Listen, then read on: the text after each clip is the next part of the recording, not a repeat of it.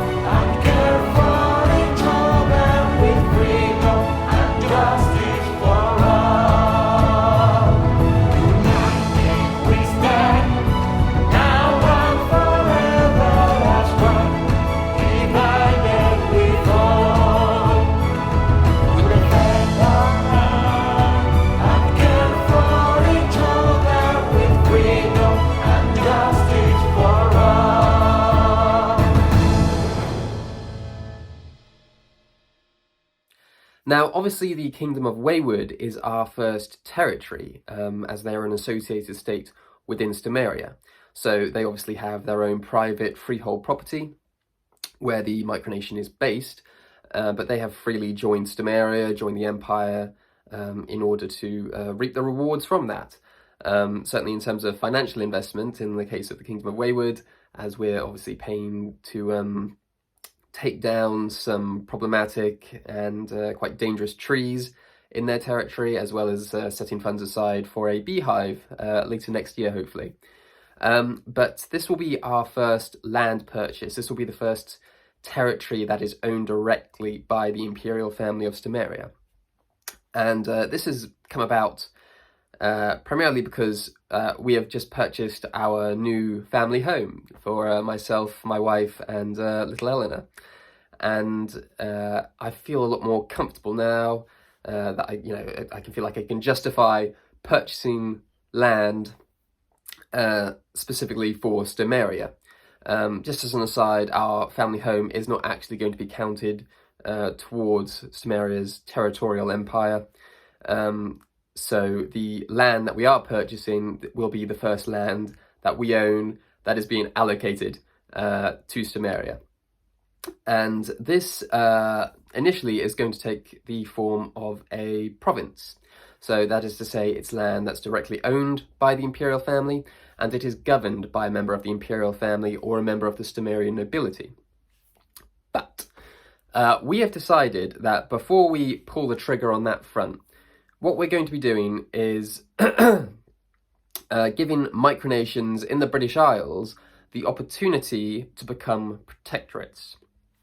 Now, a lot of you already know, but a protectorate is different from a province in that it is land that is directly owned by the imperial family, but it is governed by the highest authority of another micronation. So, hypothetically, if there is a micronation in Cornwall and they don't have any land, but they want to, have land to utilize in order to fulfill their objectives, whatever those may be, they can become a part of the Empire of Stomaria by becoming a protectorate, which means they form a part of Stomaria, will purchase land there, and they can govern it and manage it and utilize it in whatever way they see fit within reason.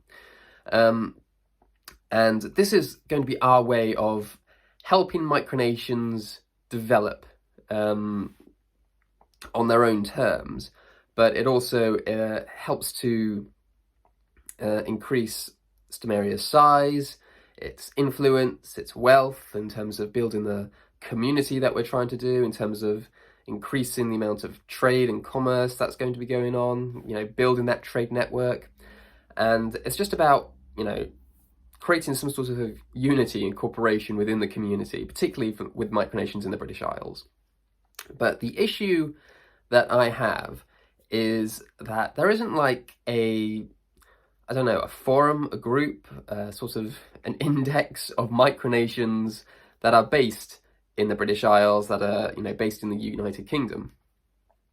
And so it is quite difficult to reach out to those kinds of micronations to say, Are you interested in this proposal?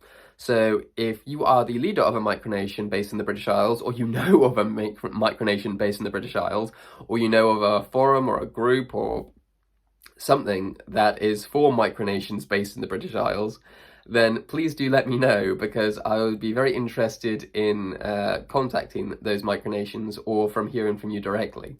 But I obviously do know about some of the more famous micronations in the British Isles, the Principality of Sealand or the Empire of Stomaria, for example, the two that stick out initially. But there are others, quite well-known, quite well-established micronations that have been going, 10 years or more sometimes. But I don't think those kind of micronations are going to be interested in what we're trying to do in terms of bringing micronations into the fold, if you like. So those aren't micronations that we will be contacting for that specific purpose.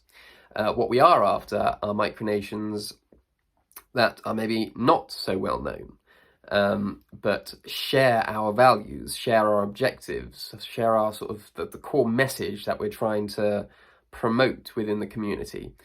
And, which is largely based on, as I say, sustainability, natural rights and social responsibility, but it's about that reducing reliance on the UK government, reducing contributions to the UK government or the United Kingdom at large, by building an internal trading network, by cooperating with one another in order to provide each other with, the whatever it may be, the resources or the services that are necessary to survive. So, for instance, in the Kingdom of Wayward, eventually we'll be able to purchase, obviously not just eggs, but fruits and vegetables and poultry, and everything that we purchase there, using the Stomarian stater, the silver Stomarian stater, which is a story for another time, but everything that we purchase there is something that we don't have to purchase from businesses in the UK. And that's the name of the game. It's about trying to create that self-reliant sort of trading network, that self-reliant sort of community, but not in the sense that everyone has to be in the same place necessarily, but in the sense that we are still one community. And this is where the sort of empire aspect of it sort of comes together. In the sense, we're almost a maritime empire. If you just consider the UK mainland to be this massive ocean with small plots of Stomarian territory dotted around it. So that is the sort of thing we're going for. That's the sort of overall grand plan that we have. But it does require micronations that share that sort of vision to become involved in the Empire of Stomaria.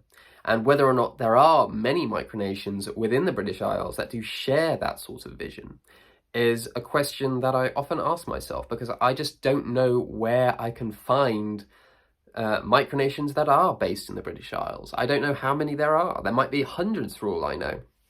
But, they're so scattered and few and far between, or, as micronations are, they get founded and then go very quiet very quickly, or go defunct entirely. So they're quite difficult to find. So, yeah, as I said, if there are any people out there who are either a part of a micronation in the British Isles, or they know of another micronation in the British Isles that may be interested in becoming a protectorate, in having land purchased for them to govern and utilise, then do let me know, because that is something that we are quite interested in doing. It's something we're interested in having other micronations reach out to us for. But obviously there are things to consider here, in that I have made a video about this before and it is on our website, but there are various qualifications, criteria that micronations need to meet in order to become associated with Stomaria in a formal way as a part of the Empire of Stomaria. And there are obviously various terms attached to that affiliation as well. So those need to be met and agreed to before a protectorate can be established. But also, just in terms of the amount of funds that we're going to allocate towards this initially, and the sort of timeframes that we're looking at, I've given an approximate budget of somewhere between £5,000 and £10,000. So it will be a very, well, depending on where in the British Isles the land is purchased, it will be a very small plot. And this is I think, going to be the way we're going to go about it. We could have gone two ways with it, in that we could wait for longer periods of time, years maybe, and buy a slightly larger plot of land in a relatively cheap part of the world. But because we're not looking to uproot entire communities or individuals and then bring them to a certain location in order to build that kind of community, as I say, it doesn't necessarily require people to be in one place for this to work. Instead, we are opting to go the route of buying smaller plots of land in various parts of the British Isles, near where our citizens or where other micronations are. And in that way, you don't need to wave goodbye to your family and friends and all the rest of it to go and build this society. You can do it from almost the comfort of your own home. And I do think this is where a lot of micronations get a bit lost, in that they seem to think, I think particularly younger people, that the idea of saving up money, buying a plot of land in the middle of nowhere and bringing in a bunch of random people they met online in order to build a new society is something to be, is something that is laudable, something to strive for. But the reality is, you really don't want to leave your friends and your family to go and try to create a civilization from scratch, living on, meager rations, in order to try and establish yourself as something, when you can just do it, as a significant part of your life as it is. You don't need to cut people out from it. You don't need to uproot your life, root and stem, in order to become a part of a community that is something bigger than yourself. You can do, like I said, you can just do it from the comfort of your own home. And this is the thing about people that go on about buying islands as well. I never understood it. As if, having an island will sort out all of your problems, when it just sort of exaggerates your problems further. What's the word? Exacerbates your problems further, in that you are literally an island. I mean, getting to and from, wherever you reside now to this island is going to be infinitely harder than just being able to drive to the land that you want to get. I mean, let's say hypothetically you buy an island in the middle of the ocean, outside of territorial waters. No one's claimed it. That's not going to happen. Every island and every scrap of land on the face of the earth has been claimed, bar a few tiny snippets for various reasons, but I'm not going to go into that here. But in terms of buying an island, even if you could buy an island that was outside of the jurisdiction of every macronation in the world, again, which isn't a thing, why would you want that? What are you going to do? You're going to get a boat to charter to this island and then just be there? I mean, how are you going to get supplies to you? How are you going to get friends? I mean, there's no Wi-Fi out there. There's no phone signal.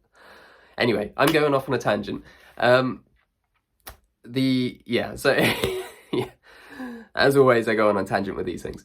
But if there are micronations in the British Isles that want to become involved in Stomaria, that want to become a protectorate within the Empire of Stomaria, if they want their own sort of little plot of land to look after and govern, it'll be private freehold land, so it can be utilised properly, unlike, micronations that claim public parts and things. Obviously they can't do anything with that. This will be private freehold land. And in terms of a time frame, I'm looking to do this over the next month or two. I would say towards the end of the year, December 31st would be the cutoff date, but that's getting a bit close at the moment. So certainly in the opening months of 2022, if there aren't any micronations that come forward that are suitable to become protectorates, then we'll simply buy a plot of land ourselves, and it will become a province, and it'll be governed by a member of the imperial family or the Stomarian nobility. So if you want to become a part of this growing and expanding empire, then please feel free to become a citizen of Stomaria through our Patreon campaign, the link of which I shall leave in the description below as always. But otherwise, please feel free to give the video a like, subscribe to our YouTube channel, and we'll catch you in the next one.